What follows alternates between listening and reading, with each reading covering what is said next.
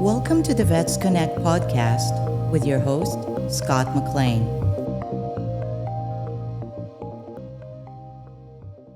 Welcome to the podcast. I'm Scott McLean. My guest this week is Dan Hendrickson, program lead for Panhandle Warrior Partnership. Panhandle Warrior Partnership covers the Northwest region of Florida, a region where there is an estimated 100,000 veterans. So let's jump right into it. Dan, how are you today? I'm doing better than I deserve, Scott. How are you? That's a good answer. But you know what, man? What you guys do, you deserve the best. Because I did a little research on you guys. You guys do big things. But before we get into all that, why don't you tell us a little about yourself and how you got into this? Yeah, absolutely.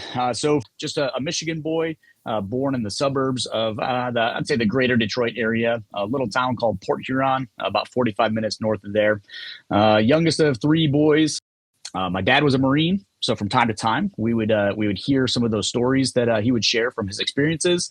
And, they seemed pretty fun. Of course, he probably only told us the good times, but, that's just how, some war stories go. So he got us involved with the Young Marine program supported by the Marine Corps League. And after that, I knew that the Marine Corps was definitely an option. My brothers went to college, so I kind of followed suit and went there with them. Let me tell you right now, I loved the social aspect of college. I mean, absolutely loved it. But the world of academia was definitely not for me at that time. So plan B, let's go ahead and let's talk with the recruiter. And Gunnery Sergeant Sims, man, he had a conversation with me about all the different options that were available for me. So, I was like, all right, this is where I should be. Signed up, and 3 months later, man, I'm off to boot camp. For me, started off with the military occupational specialty of communication maintenance field systems technician. That's a big, long title, but all that means is I fix radios, telephones, switchboards. So I started off with Delta Company 3rd Amphibious Assault Battalion, right out in the desert. Not sure why we have amphibious vehicles in the desert, but we got to play some combat taxi. But 29 Palms, man, it's a great place. If you haven't had an opportunity to go visit it, definitely get out there and mark that off your bucket list. During that assignment, I did what most Lance Corporals out in the desert do. I found a girl, professed my undying love for her, and then ran off to Vegas and married her after knowing her for about 2 weeks. Then on a Lance Corporal budget, we had 2 kids under 2, and man, we just started living the dream. So family, career, deployments to Iraq, a workup to Afghanistan. Nothing seemed like it was going to get in my way, all right, until my wife was diagnosed with cancer. Right, Command was gracious enough to allow me to stay home as we progressed through the treatments. Several months later, she was declared cancer-free and in remission, and that was through the support of not only the medical staff that she was going through, but we got a lot of support from the community that we had around us to be able to allow us that opportunity to heal. So my name popped up on a special duty assignment screening list, and so I put in my application, got glowing recommendations from my chain of command through the battalion level to go be a drill instructor back on the recruit depot in San Diego. The results came out of the list, and guess what? Man, I got San Diego, but it was for recruiter school. So here I go, getting ready to go on recruiting duty. So, going from being a drill instructor to a recruiter, super bummed out about that. However, the Lord's got the plans for me, and I think he knew what he was doing then. But he sent me up to Buffalo, New York, to go on recruiting duty. So I guess as a Michigan boy, very similar to that. Weather. Yep. I just spent the last 8 years in Southern California, so I was not looking forward to going and shoveling snow again. But wife and kids, they loved it up there. It was their first time experiencing it. Kids had never seen anything in California. Went to Big Bear once and went sledding one time in 8 years. So they got to experience all the wonderful winter activities that Buffalo, New York has for them. But it gave me the opportunity to actually integrate and interact with civilian culture again.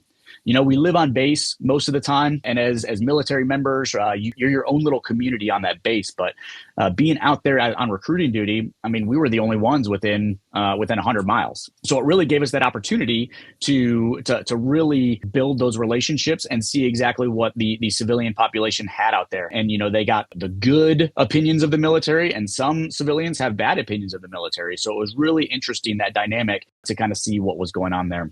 Well, fast forward a few years, completed my college degree, successful tour on recruiting duty. I got selected to transition from enlisted to officer. So I went to officer candidate school and the basic school in Quantico, Virginia. And that kind of allowed me that opportunity to kind of continue mentoring and helping military members, since I was that old guy coming in there with all the salt and the experience as we went in. Doing well there, I snagged an air contract So I got the opportunity to come down to the Panhandle of Florida to attend flight school here at Naval Air Station Pensacola. And so again, being the old guy with the experience, just naturally while I was waiting to pick up flight school, was able to kind of help mentor some of these brand new second lieutenants and kind of just continue that process of helping them out adjust to this new life within the realm of military service. Shortly after being selected to fly the V-22 Ospreys, I actually needed some surgery. Ultimately, that surgery ended my ability to fly due to some lingering effects. And then many months of rehab and waiver submissions, they ultimately made the decision that no longer able to deploy, which in the Marine Corps realm means that, hey, my service was drawing to an end. So after 17 and a half years of military service, just, started that process of saying what's next. Through that transition in the job searching, came across Panhandle Warrior Partnership, did an interview and was offered the job. So now I live here in Gulf Breeze, Florida with my wife, Ashley. And yes, she is the one that I only knew for 2 weeks before running off to Vegas. She's a Marine veteran herself. So I guess there's just a little bit of crazy on both ends there. And so then I got my 2 kids also, Maddie and Dash. I got a junior and a sophomore in high school. So, things are crazy. Things are busy right now. But as always, we're loving life and we're living the dream. What's the history of Panhandle Warrior Partnership? Where did they come from? How did they get started? To the best of your knowledge, I know some of these nonprofits have been around for a long time. Yeah, so Panhandle Warrior Partnership has been around this area here in the Panhandle of Florida for approximately 8 years. There was a time when it focused on the homeless veteran population. And then there's a time that it spent on accessing benefits and resources and the VA claims. But there was never really kind of a set understanding and really a clear path forward of where we were going. We got scooped up by America's Warrior Partnership. And I think they looked at us because we were kind of around the name title there. And so in order to kind of give an understanding of what Panhandle Warrior Partnership kind of does, if you don't mind, if I can give kind of a background of America's Warrior Partnership. Yeah, absolutely. So in 2005, the United States Special Operations Command, right, US SOCOM, they kind of created a little coalition called the US SOCOM Care Coalition. And through their initial findings, as they started to care for the wounded, ill, and injured service members of that community, they realized that a majority of those that were getting injured were from within the special operations community during that very initial stage in 2003, 2004, 2005. We realized shortly after that as more units started to deploy and as service members were getting injured, then it became the combat units, then it became the support units, right? And then that number kind of continued to grow for the injured as they came through. But initially, the injured from the special operations community was exceedingly more than the other communities from around there. And so there was a couple of things that they had learned from there that members of the US SOCOM felt like that the coalition was not keeping the promise to serve those that volunteered for those difficult jobs. They felt like that there was not a lot of commitment and they were losing confidence in the ability for that coalition to care for them and the families, and that the special operations forces were losing capable and willing fighters due to some administrative medical processes that were going on. So the Care Coalition was designed to connect the needs of those injured service members to the support that was available throughout the nation. And so the US SOCOM did not have the resources themselves. We had to find a way to kind of fill those gaps. And I say we as it like I was part of this organization, right? But so equipped with those tenets of connecting people and US SOCOM's position as the national leader, Jim Lorraine, who was the founder as part of that Care Coalition, but eventually founded America's Warrior Partnership. As an Air Force veteran himself, he designed kind of these 3 objectives that would hopefully better serve the SOF community while he was part of that coalition. So number 1, he wanted to identify all SOF members who were wounded, ill, or injured during military service after September 11, 2001, regardless of whether they were still serving, separated, or retired, and wanted to develop a proactive relationship with each and every single one of them to determine what their current place in life was and what their future ambitions were. The second was to build symbiotic relationships with government and non-governmental programs that would currently support the wounded, the ill, the injured, while also seeking out maybe some new programs that could help enhance their quality of life. And then number 3, wanted to develop a process to track, manage, and actually measure the impact of what the program was doing. So that way we could be good stewards of the dollars. We could be good stewards of the efforts, right? We have volunteers. We don't want to just have them spin their wheels doing something that at the end of the day maybe didn't really make a difference. So since 2005, the U.S. SOCOM Care Coalition started building trusting relationships with thousands of soft members, and he was able to lead the team that provided them with the hope that they always had an advocate on their side. So in the end, through that proactive outreach and engagement, the Care Coalition helped to restore the members' confidence within U.S. SOCOM. So fast forward to 2011, after leaving his position as the director of the U.S. SOCOM Care Coalition, Jim Lorraine became the executive director of a community veteran nonprofit housed in Augusta, Georgia. And this group was to raise awareness about the need for and the ability of the community to help serve those active duty, wounded, ill, and injured, and then also the veterans within the communities that they serve. However, now being away from the big population of Special Operations Command, didn't take him long to realize that there was a problem that no one knew who the veterans were in the community.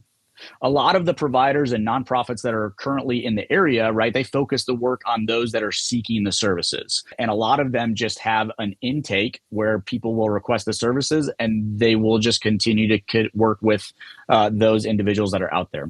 But there was little effort to kind of coordinate the services between the nonprofits and the government agencies, or to seek those veterans that may just be kind of hiding out there within the communities. So Jim believed that it was more effective for the community to first focus on that human aspect and then leverage the organizations after we've helped the veterans themselves.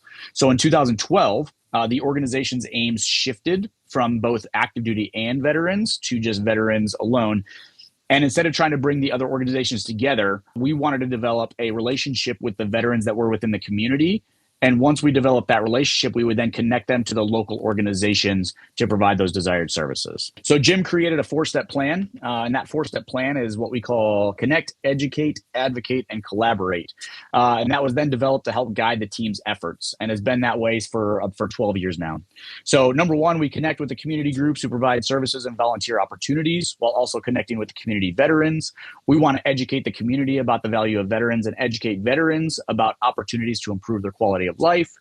We advocate for the community, then we advocate for the veterans and their families to navigate around the obstacles, and then we collaborate with everyone who brings the positive support to the community from there. So from Augusta, Georgia, being a local community branch there, we then established several different branches where we have now identified needs for large pockets and populations of veterans that don't have structured organizations where veterans can immediately go to for the needs. We have Alaska Warrior Partnership that covers the entire state of Alaska. We have the Indy Warrior Partnership, which covers the greater Indianapolis areas. We have Permian Warrior Partnership, so think West Texas, Southeast New Mexico area. And we also have the Diné Nazba Partnership that covers the entire Navajo Nation in the Four Corners region, right? Arizona, New Mexico, Utah, and Colorado. And us here at Panhandle Warrior Partnership, we cover all the western counties of the Panhandle that fall within the Central Time Zone. So if anyone falls out of that area, the small branch that started in Augusta, Georgia, that Jim founded there, is now what we call the network. So if you fall out of those catchment areas, you can still call into the network and still receive the same level of care that you will in the local resource areas that we've provided now with these small branches. So connecting organizations across country is kind of where AWP, right, America's Warrior Partnership, has kind of gone through the time, and where most nonprofits are looking to grow their programs in these resource-rich communities. AWP, through our branches, specifically here at PWP, we focused on the dispersed and tribal communities where veteran support is lacking. Resources are sparse, transportation is difficult, and communication isn't really cohesive. A lot of people think about Florida and we think that there's just cities everywhere.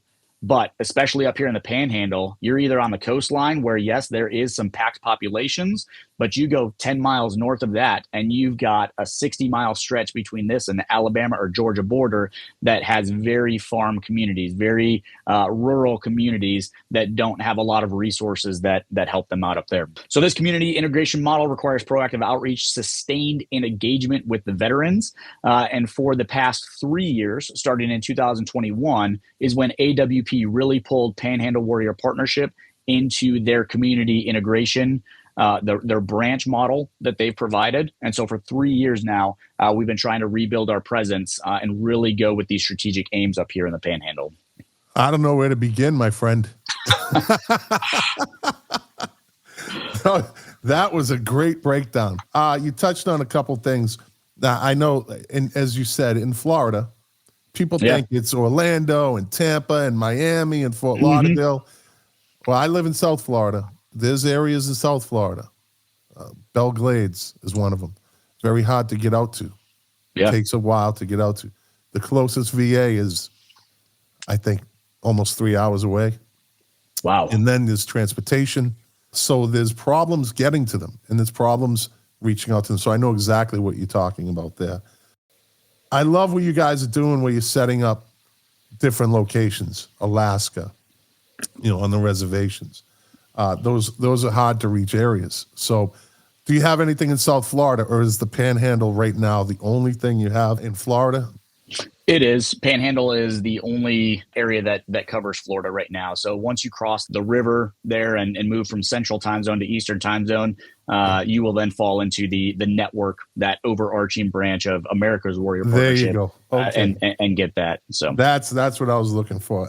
My next question would have been, what do you offer the veterans? But that's a vast amount. Like just in my research, you help with utilities, employment, family adversities, unhoused veterans, addiction. The list goes on. I recommend people go to your website. Give me that long website, Dan. Yeah, the the long website is the www.panhandlewarriorpartnership, all one word, .org. And that's our tagline for all of our email addresses too. So it's definitely pretty crazy sometimes. That's a discussion Dan and I had before we went on. That's why I threw that at him. Do you guys have fundraisers? Do you have sponsors? Do you have a big fundraiser every year? Yeah, we try to do a few smaller ones every year. Up here in the Panhandle of Florida, it is very small business driven. We do not have some of the big donors. For example, Permian Warrior Partnership. They're located out in West Texas. So you think West Texas, you think big oil, right? They have a strategic military partnership out there where they have partnered with Chevron. They have the Corporate Veteran Initiative that they really interact with a lot of the veterans within these big organizations, these big companies. And so a lot of their funds, because they do these bigger events, come from these bigger organizations, and they help kind of drive some of that. Where out here in the Panhandle, we have a lot of smaller businesses. So what we try to do is we link up with smaller companies. So if we want to do an outreach event, take the Pensacola Ice Flyers, one of the minor league hockey teams that we have here in Pensacola. They do military appreciation nights about 4 times a year during the season. So for us, we would look to partner with an organization to say, we want to outreach veterans utilizing your help. So for $2,500, a veteran-owned business that we try to link up with may pony up the funds, I guess, for a lack of a better term, but they'll provide the funding for this resource, which will then provide for the outreach for us to reach all of the veterans that are there at that military appreciation night. So partnering with businesses where we can get some of those funds is how we do that. So on a smaller basis. But we are looking at some ideas of like a large fundraiser, and we have an event coming up in September that we're looking to do as a big fundraising event. And those are not easy to put together because they cost money to put together. So you need money to make money, in a sense. That's right. You get those people that donate, that those big donors. And there are nonprofits that are just small nonprofits. They don't have that outreach. And I start to see the dynamics of the different nonprofits. Some have big money, some have just enough money, and some need money. We all need money. I said this in the last episode. That's the unspoken thing about nonprofits. No one ever wants to talk about, we want your money. It's money. It takes money to run these nonprofits. And we depend on your donations, sponsorships. And I know on your website, that long website, Panhandle Warrior Partnership, there is a donate button. So if somebody they're in Florida and they're leaving, they can go to Panhandle Warrior Partnership and they could say, hey, I'm moving to, you said Alaska. That's under American Warrior Partnership? America's Warrior Partnership, absolutely. Right. And yep, you'll click on the community integration tab. It'll bring up all of the different branches that we have, and you'll be able to link up through there. We actually just had a veteran who was up with Alaska. It's funny that you said Alaska, but they were living up in Alaska. And I guess they finally got tired of the cold up there. So they were going to move down here to the Panama City Beach area. And so I actually got a call from Jesse Lakin. He's the program lead up there in Alaska. And he said, hey, I've got this veteran. They are going to be coming down in about 4 months. And so he sent me the information and connected us two before even coming down here. So that way we could just continue the level of care as we go through. That's beautiful. That's what I want to see happen. That's one of the reasons I did this podcast, and I'm doing this podcast. So this is not going to be just a South Florida regional podcast. I already have people in different states. And that's what I think we need. We need more communication through other nonprofits in different parts of the country, because we'll have somebody at Herd Foundation or somebody at the 22 Project might be like, hey, do you know somebody up in the Panhandle? Well, we do. Now we do. You know what I mean? Yeah. Now we do. And this is really what I want to accomplish. I know there's a lot of nonprofits that have connections here, but it would be great, and it's a huge undertaking, but it takes everybody to want to do it, to just have a network, a bigger network. Just keep working the networks, keep connecting. As you said earlier, connection's big. Connection is a big deal. So Dan, that you covered it all, man. You made my job easy. But if you're not done, by all means, what else do you want to talk about? Anything?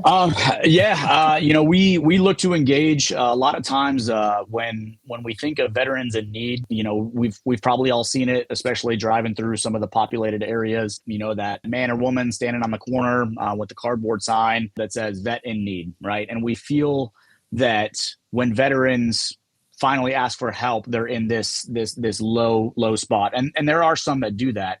And we definitely want to connect and help with some of the resources from there. But there are some individuals that have high needs with low to no means, right? But we tend to forget the 80% of veterans who have a job, who have some sort of education, who are paying the bills, maybe not well, but for the most part, are they doing that? They've got families. They're struggling with past things. They've never got the help that they need. There's just all of these little things that continue to pile up, and each one of those little stressors in life may not be a big deal, but when they start to combine, then they pose a huge problem. So with us, again, I'd love to take the credit for the phrase collaboration over competition. I would love to take credit for that because it's everywhere now, but it's not. But that's what we live our lives by, because as a connection agency, I guess you could say a connection organization, we don't provide direct services because we don't do what 99% of the nonprofits out there do. But what we want to do is we want to make sure that we are not duplicating efforts. Like I said earlier, we want to be good stewards of the time and the money and the effort and the volunteers. So we're not going to duplicate efforts just to put a check in the box and feel good about ourselves. We want to make sure that we're actually making the impact as we go through. And then eventually, as we start to provide a connection to a veteran, right? We don't just let them go with their lives. We say, hey, what's next? We lead them through these dream sessions where we say, again, just like Jim saw when he wanted to go, he wanted to find out where their current state was, but he also wanted to find out what their future ambitions were. And so Melissa Rust, my case coordinator here with Panhandle Warrior Partnership, she has these dream sessions as she starts to relieve some of these stressors by connecting resources to these veterans and veterans to these resources. She will then say, okay, what's next? Okay, what's next? Okay, what's next? Again, it's that proactive and sustained engagement that eventually will lead the veterans to start building that trust and confidence, start bringing more veterans into the community, and eventually start pouring themselves back into the community. And it's just going to be a collaborative effort that will eventually make change throughout the future. I love that collaboration over competition. I am 1,000% behind that. That's one of my talking points, is veterans should not be viewed as a revenue stream for a nonprofit. I'm not saying that that's the case anywhere. I'm just saying it should never even be a thought. And other nonprofits should not be in a competition with each other. It's not healthy for anybody involved. In the end, bottom line, it's about the veteran. And 100%. Dan, once again, the website, let me get it this time, www.Panhandle Warrior Partnership, all one word, All one word, .org. .org. I go to that website. I go see what they do. I was amazed. It seemed endless what they do with the veterans, and it's beautiful stuff. And there's little stories attached to some of these things that they've done. You got some older veterans, some heat, in the wintertime. It's those little things that matter. And you guys do a lot of the little things, and that matters to a veteran. So thank you guys for what you do. I, as a veteran, appreciate what you do from one veteran to another. So with that, Dan, I'm going to send you to the green room, and I'm going to do my outro. And hang on one second. I'll get back to you. All right. Appreciate it. Thank you. All right, Dan. Well, there you go. Dan Hendrickson, program lead for Panhandle Warrior Partnership. I highly recommend go to their website. You'll see what they do. It is. I can't say it enough. When I got on that website, I was like, wow. There's a wow factor to what they're doing. I get passionate about this, and I'm going to continue to get passionate about it because this is why I'm doing this podcast, so people know that there's organizations like the Panhandle Warrior Partnership, and every veteran should know about it. So with that, I want to thank you for listening. I appreciate it. I appreciate your time. If you like it, share it. And if you're on Apple Podcasts, if you feel like giving me 5 stars, I'll take it. Leave a comment. If you want to get in touch with the podcast, you could reach me at Vets Connect Podcast, all one word, at gmail.com. And I will definitely answer. If you're a nonprofit that wants to be on the podcast, I'd be glad to have you on. If you're a veteran that's had a great experience with a nonprofit or any experience with the nonprofit, I'll talk to you. Absolutely. Absolutely. But until then, I will see you guys. Well, you won't see me. I won't see you because this is a podcast. So you'll hear me next week. The Vets Connect podcast is produced by Scott McLean at the KOFB studio in Boca Raton, Florida. If you would like to contact us, you can email us at vetsconnectpodcast@gmail.com.